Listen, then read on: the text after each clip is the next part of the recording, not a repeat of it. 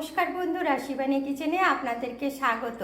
আজকে আমি মাজা ম্যাঙ্গো করব। এই মাজা ম্যাঙ্গো করার জন্য এই দেখুন পাকা আম নিয়েছি, কাঁচা আম নিয়েছি।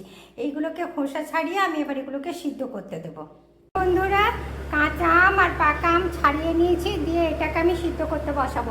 এই সিদ্ধ করতে বসানোর সময় একটু পরিমাণ মতন এই দেখুন লবণ দিয়ে দিলাম, আর 2 চামচ এই দেখুন চিনি দিয়ে দিচ্ছি।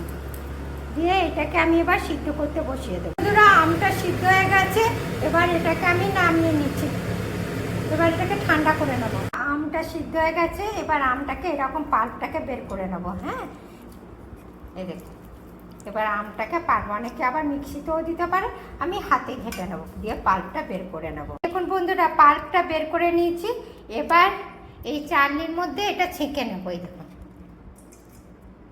আপনারাও এইভাবে ছেঁকে নেবেন, দেখবেন তাহলে যে আমের কোনো খোসা টোসা কিছু আর মুখে যাবে না, একদম সুন্দর হবে।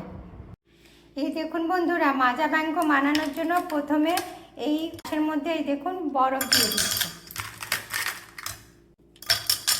একটু বেশি বরফ দিলে খেতে খুব ভালো লাগে। এবার এর মধ্যে স্প্রাইট দিয়ে দিচ্ছি। একটুখানি স্প্রাইট দেবো, বেশি দেবো না। আপনারা ব্যবহার করতে পারেন, সোডাও ব্যবহার করতে পারেন, যখন যেটা থাকবে তখন সেটা দেবেন। এবার আমি যে পাল্পটা তৈরি করেছি এটার মধ্যে দিয়ে দিচ্ছি। দেখুন,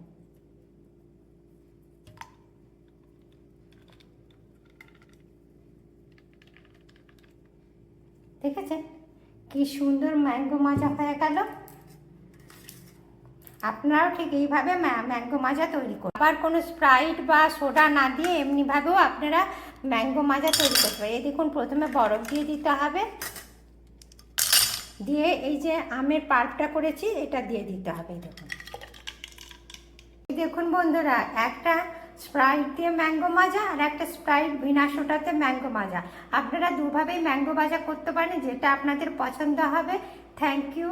আমার এই রেসিপিটা আপনাদের যদি পছন্দ হয় তবে লাইক করবেন, কমেন্ট করবেন, শেয়ার করবেন।